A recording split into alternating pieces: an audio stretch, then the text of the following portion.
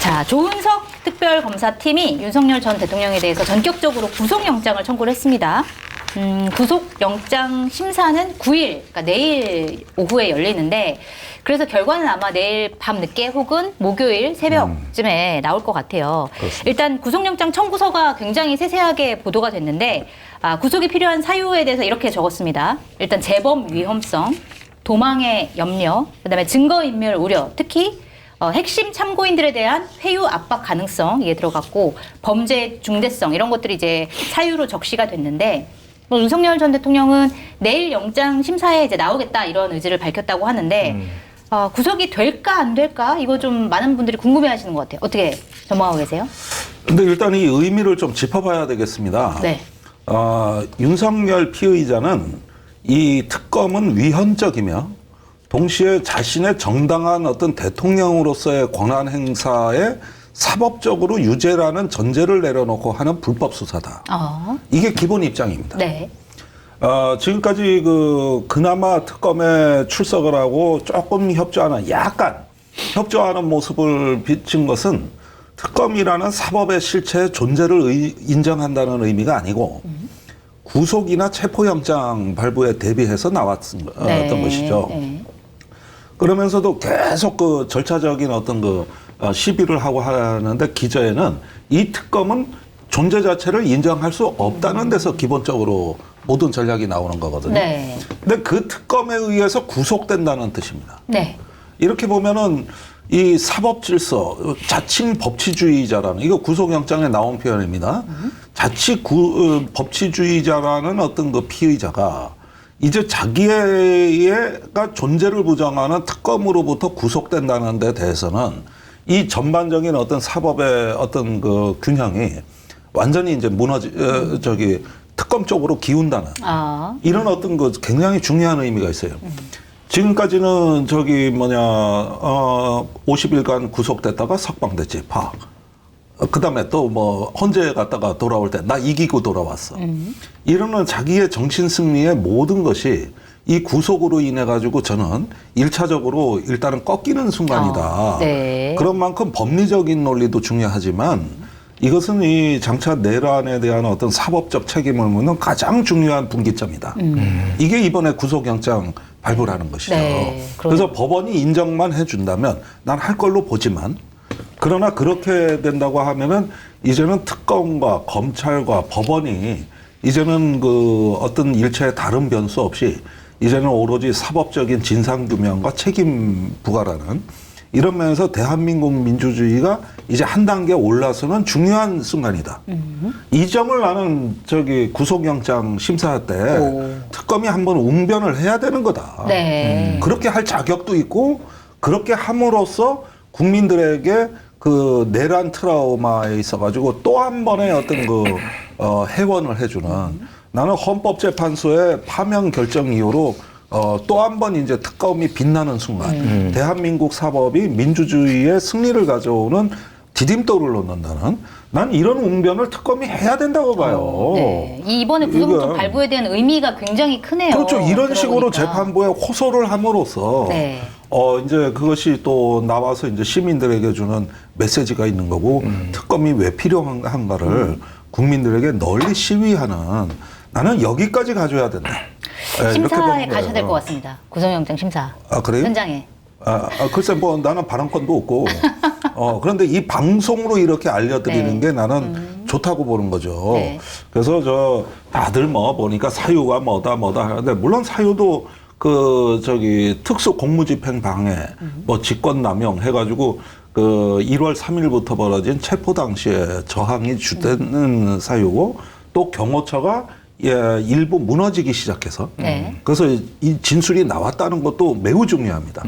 그런 걸 통해서 이루어지는 이제 민주주의의 승리를 보자. 난 거기에 경호처도 지금은 민주주의 편으로 넘어오고 있다. 이렇게 봅니다. 김종대 의원님이 윤석열의 논리로 이렇게 설명을 하면서 시작했잖아요. 네. 혈압이 갑자기 오르더라고요. 논리를 듣는 것만으로도. 혈압이 오른다. 그러니까 지금 이거 직전에 우리가 무슨 일이 있었는지 생각을 해보면은 윤석열이 9시에 출석할지 10시에 출석할지를 놓고 왜 10시를 고집하는 거냐 도대체. 9시에는 뭐 이때 살을 날리는 거냐 누가 뭐 주술적 의미냐. 그래도 지난번에 9시에 나왔더라고요. 그러니까 또 뭐 10분 20분 늦을 수 있다. 네. 그러니까 제가 말씀드린 건 뭐냐면은 뭐 술을 먹어서 뭐 못 나오네 아니면 습관이 평소에 10시부터 활동을 해서 못 나오네. 그러니까 생체 리듬의 문제.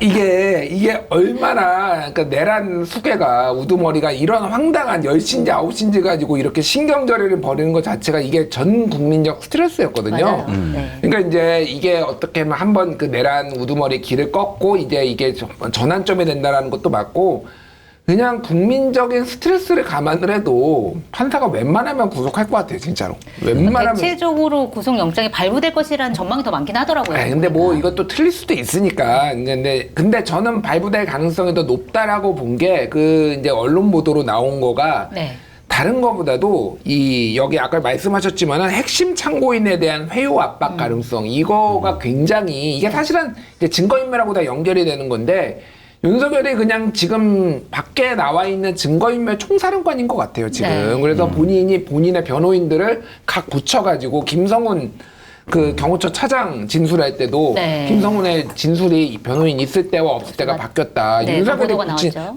윤석열 변호인이 왜 가는지는 잘 모르겠으나 이게 김성훈이 정말 자발적으로 저는 윤석열의 변호사를 제 변호인으로 쓰겠습니다 했겠냐고요. 그러니까 네. 그게 아니잖아요. 그러니까 야 이게 써 그래서 붙여준 거야. 감시역으로 붙여준 거잖아요. 강희구 부속실장 그 변호 받을 때도 그러니까 조사 받을 때도 네. 윤석열 최명성 변호사가 들어와가지고 지난달 30일에 별 얘기를 다 했다라는 거예요. 이거는 갑자기 특검 얘기하니까 중간에 끊고 막 그러고 하다가 이게 문제가 되니까 지난 2일에 갑자기 사임했다라는 거잖아요.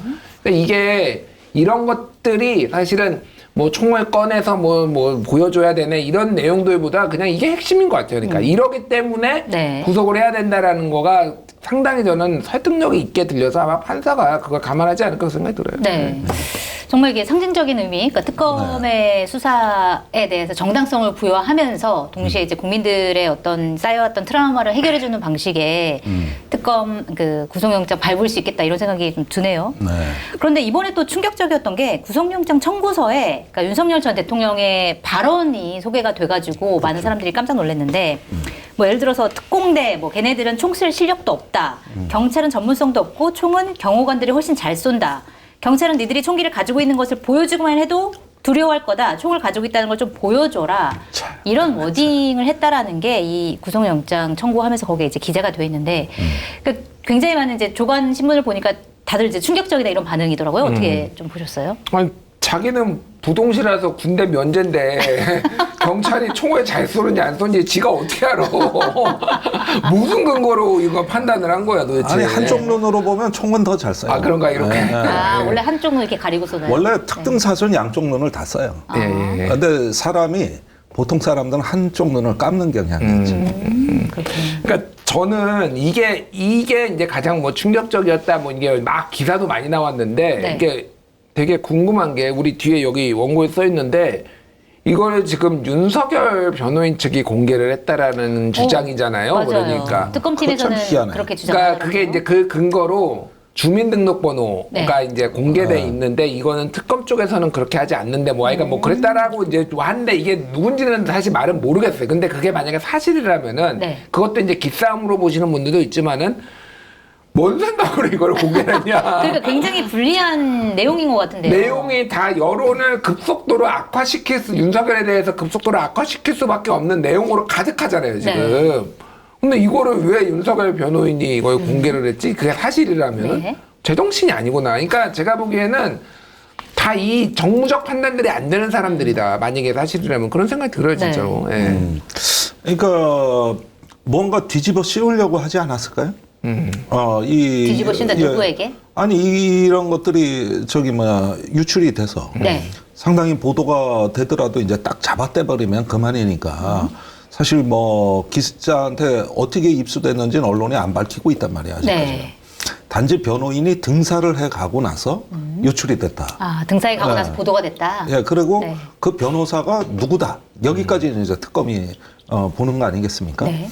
예, 그래서 요것도 또 다른 어떤 진실 게임을 인위적으로 만들려는 시도로밖에는 보여지지가 않고, 그다음에 어쩌면은 제가 보기에는 저기 재판장에 가서도 이런 거 유출 시비로 시간을 끌 가능성이 높죠. 아, 윤석열 전 대통령 쪽에서. 네. 예. 그래서 저기 프레임이 자꾸 바뀌는 거죠. 누가 유출했나로 그렇죠. 내용이 아니라. 내용이 아니라.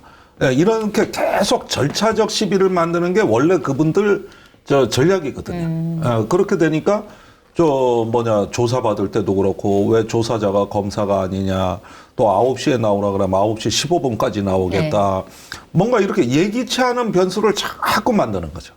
예, 그렇게 되면 이것도 아마 제가 보기에는 내일 영장실질심사 할 때 특검이 이거 윤석열 변호인한테 뒤집어 씌운 거 아니냐, 증거 있냐 이런 식으로 또 깽판을 놓을 가능성이 굉장히 큰 거죠. 네. 그렇게 해서 자꾸 시간을 끄는 거예요. 이게.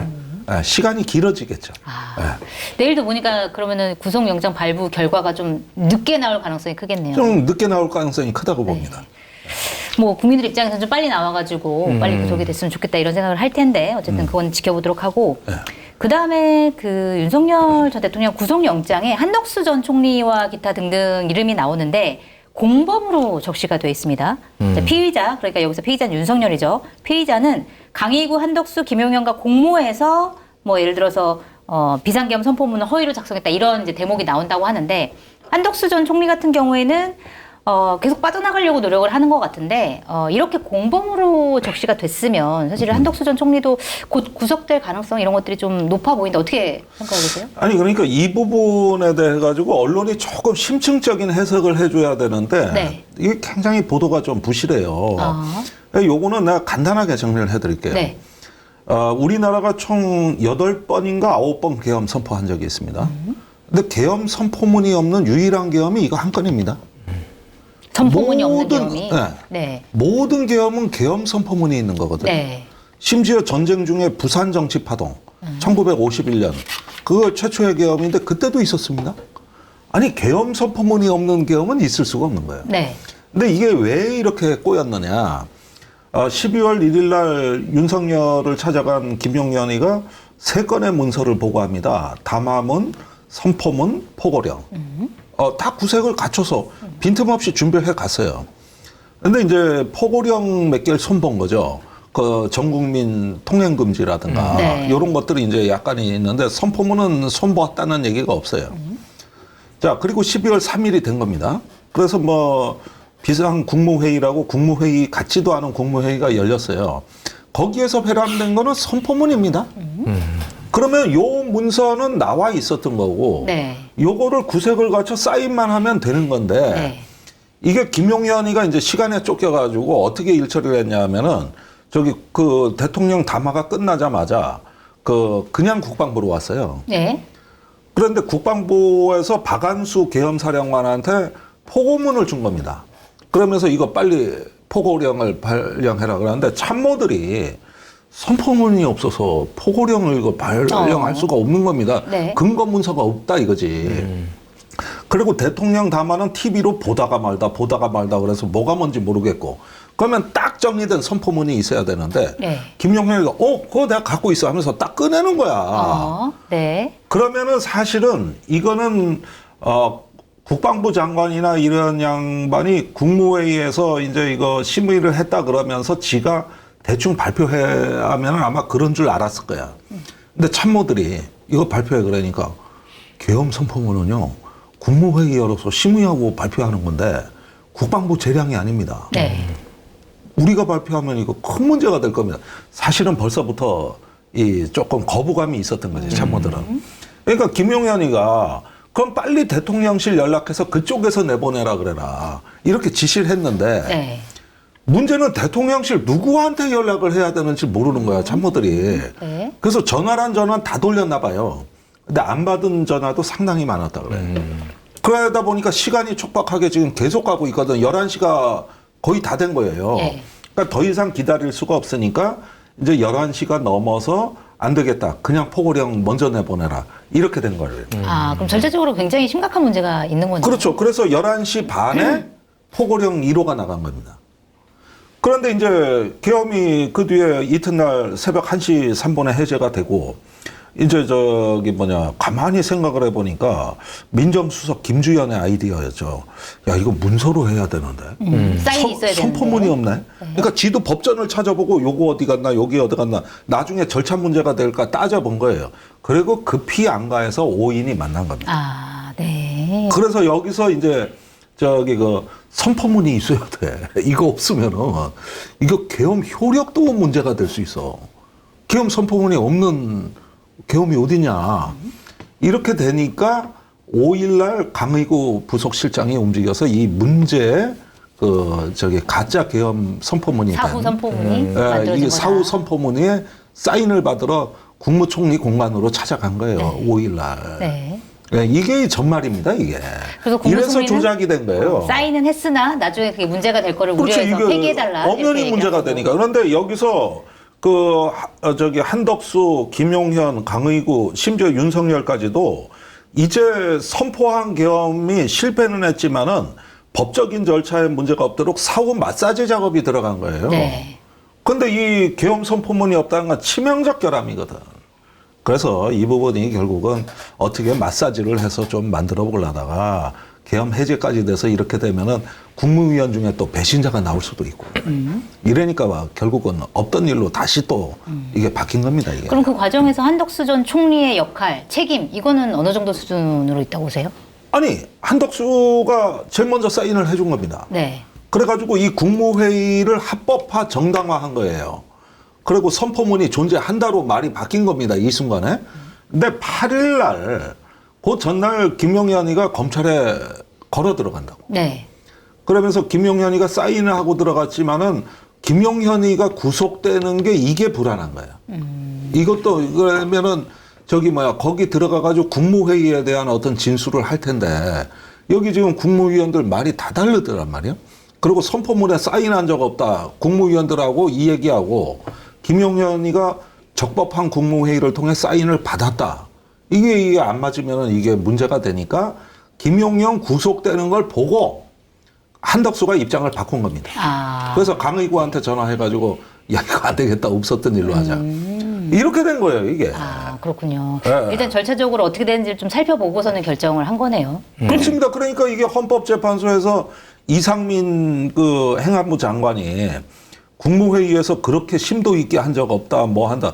이게 이렇게 막 바뀌는 상황을 고려해서 증언을 해야 되는데 엉뚱한 증언을 해버리는 거죠. 네. 그러니까 처음에 그렇게 입을 맞춰 썼던 거지. 이 선포문에 사인을 나중에 하고 이거 다 국무회의 우리가 다 하고 심의한 거야. 이렇게 만들려고 했던 거지. 그러니까 그런 증언이 나온 거죠. 네. 예. 알겠습니다. 한덕수 전 총리의 책임 어디까지라고 보세요? 일단 김종대 의원이 왜 구국의 강철 이빨인지 듣다 보면서 빠져들는 게 역시 영화를 보듯이 장면을. 장면 하나하나가 막 하이라이트 필름처럼 머릿속에서 우리 네. 시청자분들도 그랬을 거예요. 그 정도로 재밌게 설명해 주셨고 그러니까 그냥 한덕수는 지금 쉽게 얘기하면 허위 공문서 작성, 윤석열도 허위 공문서 작성인 혐의가 하나 있는데 거기에 하나가 들어간 거거든요. 네.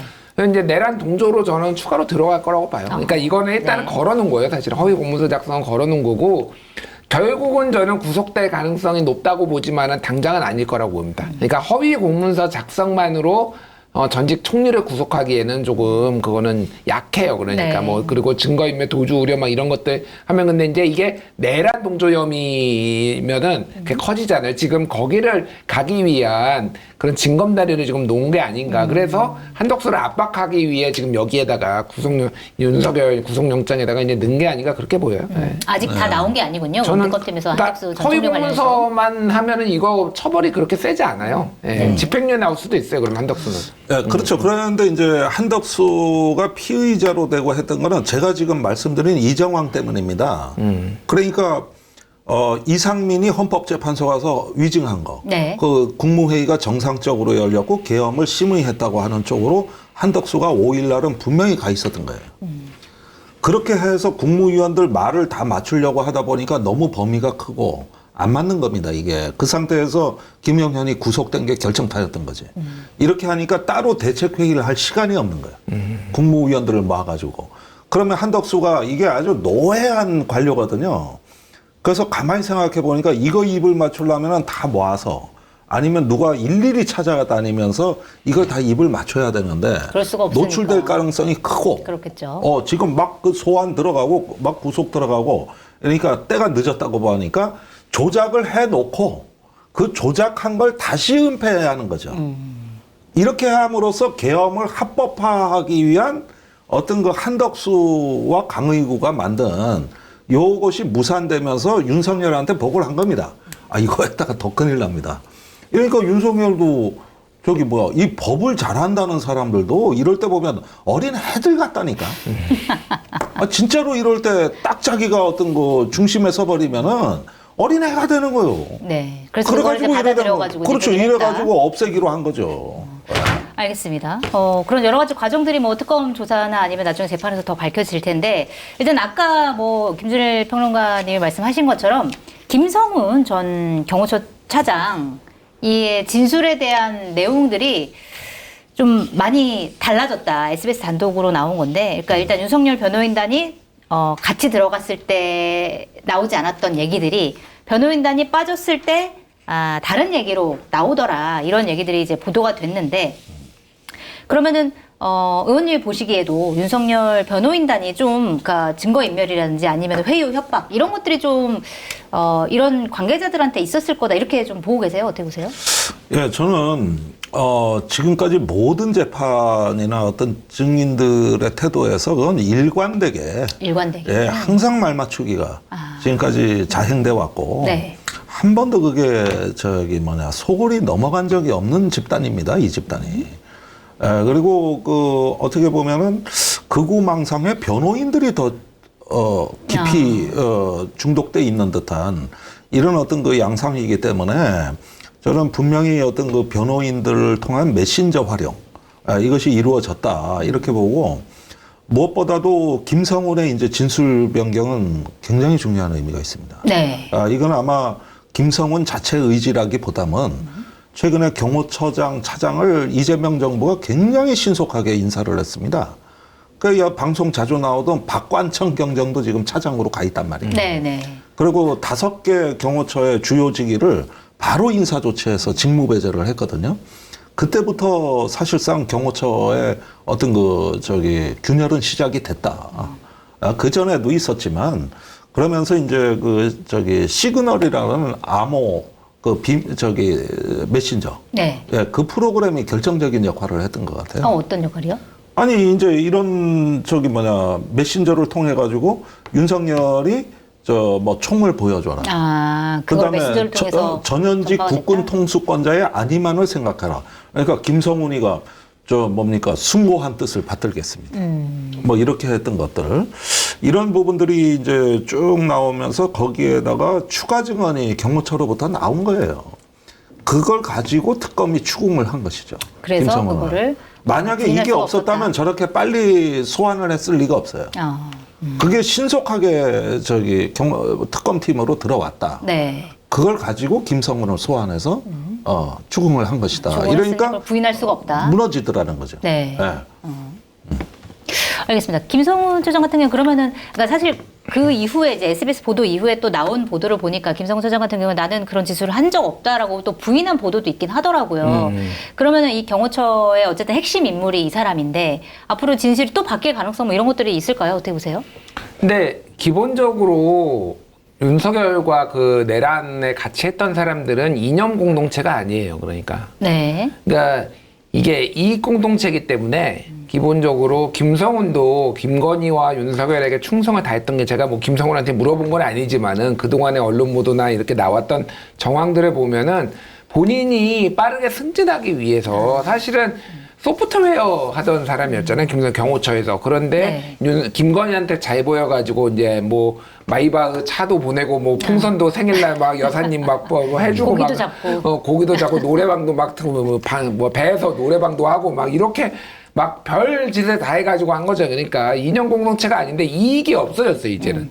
그 본인이 가장 지금 위험한 상황에 처했다. 이거는 그러니까 항상 이제 검찰들이 잘 쓰는 법인데 네가 안 불면은 네가 다 뒤집어 쓴다. 이거를 지금 집중적으로 했겠죠. 근데 네. 그게 윤석열 변호인이 옆에 서 있을 때는 안 먹히다가 이제 윤석열 변호인 나가고 딱 하니까 야, 자 나가잖아. 이제 우리가 진짜 너 형량 깎아줄게. 너 네가 이것만 풀어봐. 딱 이런 이쪽에 딜이 들어가겠죠. 네. 검찰이 원래 잘하는 거니까. 그러니까 여기에서 이제 무너졌다고 봐요. 무너졌다기보다는 본인 살게 찾았다는 각자 도생이라고 봐요. 이 상황 자체가 전부 다. 그러니까 이 진짜로 이를테면은 뭐 박정희가 했듯이 우리는 나라를 구하기 위해 이렇게 쿠데타를 일으켰다 이런 게 아니잖아요, 이 사람들은. 그러니까 그 박정희 때는 실제 그런 믿음을 가졌던 사람도 있잖아요. 그러니까 이게 이익을 위해서 한 사람도 있지만 여기는 거의 없다. 그러니까 끝났다, 제가 보기에는. 이게 지금 이게 김성훈이 상징적인 거고 굉장히 많은 게 나올 것 같고, 저는 아직 뭐 확인은 안 됐는데 1차 조사 때 노컷뉴스가 보도했던 게 뭐냐면은 윤석열의 오전 조사를 1시간 받았는데 약간 충격을 먹고, 네. 그 다음에 그거 서명을 거부했다라고 했잖아요. 네, 그럼 결정적인 증거가 나왔다 이런 보도가 나왔었죠. 그 결정적인 증거가 검증된 상품을 인터넷 최저가보다 저렴하게 판매하고 있는 마켓하니 쇼핑몰에서 자연산 장어 샤브샤브와 참다랑어 화로회를 저렴한 가격에 준비를 했습니다. 주문 후에 당일 손질한 싱싱한 장어와 야채, 양념, 알, 육수까지 모두 보내드려 끓는 물에 데치기만 하면 됩니다. 완전 초특가 16,900원으로 꼬들꼬들하고 시원한 장어 샤브의 맛을 제대로 즐겨보시기 바랍니다. 150kg 이상의 최고급 참치인 참다랑어 화로에는 고급 부위만을 엄선했고요. 500g 35,000원 특가로 준비를 했습니다. 주문 방법은 유튜브 화면 좌측 하단을 클릭하시거나 포털에서 마켓하니를 검색해 주시면 됩니다. 그 결정적인 증거가 그게 김성훈이 됐든 누가 됐든 이런 사람의 배신, 소위 말해서 윤석열 입장에서 보면 배신. 아니 이런 내용까지 지금 특검이 파악했단 말이야? 충격인데 이렇게 가는 거야. 김성훈 소환한 게 7월 3일로 지금 언론 보도 나왔는데 그 전에는 제가 소환한지 지금 잘 못 보고 경찰에서 소환했게, 특검은 7월 3일날 했거든요. 네. 그러면은 윤석열이 변호인을 왜 붙였는지가 이해가 가는 거예요. 그러니까 1차 조사 때 뭔가 충격을 먹은 거야. 누가 이 안에 배신자가 있다. 약간 이런 느낌으로 윤석열이 충격을 먹고 난 있다고 봐요. 변호인들을 다 붙이려고 하다가 이게 이제 오히려 윤석열의 구속사유, 결정적 구속사유가 되는 이런 시나리오 같아요, 지금. 네. 예, 그러니까 그런 데서 많은 신경의 변화들이 경호처에 팽배돼 있었지만 원래 있던 갈등입니다, 사실은. 근데 이걸 한번 잘 보죠. 내가 이제 특검이라면은 당시에 그러면은 이제 총을 보여줘라 그랬잖아요. 네. 그럼 실제로 뭔가가 동원이 됐거든요. 실제로 막 그런 무기 들고 이제 왔다 갔다 하는 사진 찍혔잖아요. 근데 긴 이 장총 같은 게 보인다고. 우리 사냥하는 엽사들 총 보관대 같은 걸 이렇게 찬 게 보이는데 네. 그게 저기 기관단총이 2대 동원됐습니다. 네. 맞아. 그다음에 실탄이 60여 발 동원됐습니다. 네. 그러니까 이걸 갖다가 저기 탄창에 해가지고 삽탄까지 한 건 아니지만 사실은 지금 밝혀진 게 분명히 우리가 알기로는 무력이 동원이 된 거거든요. 네. 그러면은 이걸 갖다가 김성훈한테 이 책임을 다 묻는다 그러면 이건 무슨 얘기냐 하면은 국가의 무력을 동원해서 기관 간에 충돌을 갖다가 불사할 수 있는. 그렇죠. 네. 그러니까 이게 뭐냐 하면은 쉽게 말하면 내전인 거야. 그리고 1월 3일 날 그 공수처 체포영장이 집행이 될 때 체포영장이 집행 안 된 이유가 뭡니까? 처음에 이제 버스 차벽하고 인간 장벽이었는데 네. 그 두 번째 영장 집행하러 갈 때 윤석열이 직접 나와서 지휘하는 게 보였거든요. 그때 나타난 거예요. 여기 총기로 보여지는 네네. 그 동원된 게 나타났던 거고, 그러면서 거기에 추가적으로 철조망을 친 겁니다. 그거 완전히 요새예요. 그것도 무장된 그 요새화가 된 겁니다. 그 이제 나중에 우여곡절 끝에 체포영장이 집행이 됐지만 김건희가 그 저기 경호처 거기 저 초소에 찾아와가지고 네. 총은 누워서 뭐 하냐 이런 데 안 써먹고 네. 이러면서 그건을 했어요. 그러니까 이 얘기는 어떻게 보면 말이죠. 저 국회 선관위에 쳐들어간 1차 그 계엄 못지않게 굉장히 중대 사안인 게 네.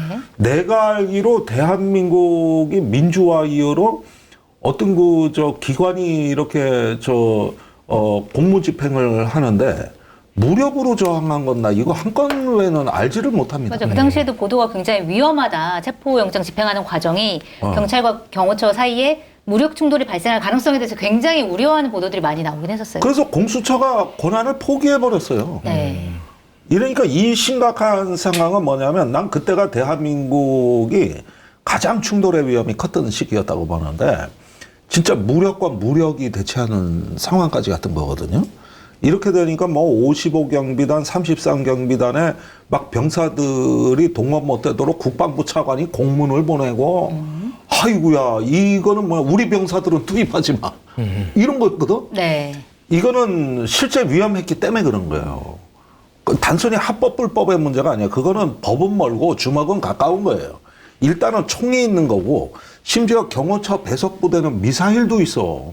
물론 무섭네요. 동원은 안 됐지만. 예, 그래가지고 최정예 무력입니다.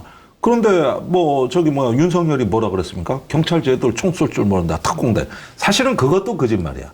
경찰 특공 실력이 얼마나 좋은데. 테러 진압 전문 부대입니다, 거가. 저격수도 있어. 뭘 총을 못 써. 네. 그러면서 막 그냥 경호관들 니들이 최고야. 니들 무력으로 해결해. 이래 버리니까 이거는 만약에 경호처 내 미친놈 한 놈이 있었다면은 진짜 큰일 날 뻔하네. 맞아요. 실제로 무력 충돌까지는 있지 않았지만 그거를 푸시하고 한 사람이 바로 지시하고 한 사람이 윤석열 전 대통령이었다라고 하면 그 죄도 분명히 굉장히 크다 이런 생각이 좀 드네요. 근데 네. 오늘 아이템 중에 지금 한 15% 했는데 시간 한 3초면 와, 그러니까 이 빨리 가야 됩니다, 지금. 구국의 강철이빨 얘기를 듣다 보니까 다 빠져들었어. 들어가지고. 그래. 장어 먹어 그래.